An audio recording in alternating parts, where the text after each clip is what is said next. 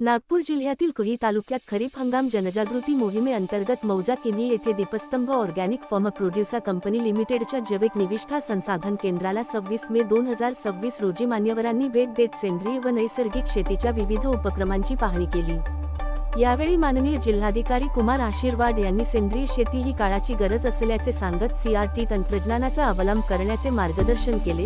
प्रकल्प संचालक आत्मा अर्चना कडू, उपविभागीय कृषी अधिकारी उमरेड विजय पाटील तसेच तहसीलदार कुही अमित घाटगे यांनी शेतकऱ्यांशी खरीप हंगाम पूर्व नियोजनावर चर्चा केली। या भेटीत शेत बांधावरील प्रयोगशाळा, गांडूळ खत युनिट, मायक्रोरायझा, बायोचार व बायोडायनामिक खत युनिटची पाहणी करण्यात आली। प्रगतशील शेतकरी चिंदू आत्माराम थापकर यांनी सेंद्रिय प्रकल्पाची माहिती दिली।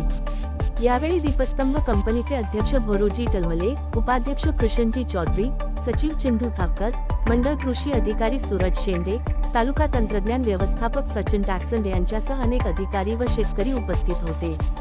या भेटीमुळे कुही तालुक्यात सेंद्रिय शेतीबाबत शेतकऱ्यांमध्ये नवचैतन्य निर्माण झाल्याचे चित्र पाहायला मिळाले आहे। महाराष्ट्र लाईव्ह न्यूज पत्रकार राजहंस शेंडे, विदर्भ प्रतिनिधी, नागपूर।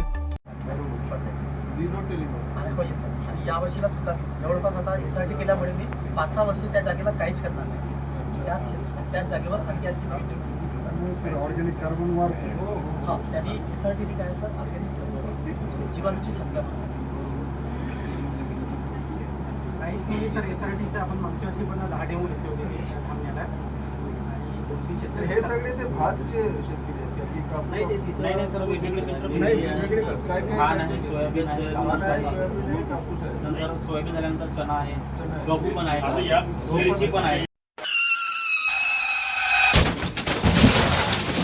आता गाडीवर मोबाईल नंबर नाही तर इमर्जन्सी QR कोड लावा, जे तुम्हाला अडचणीच्या वेळी मदत करेल।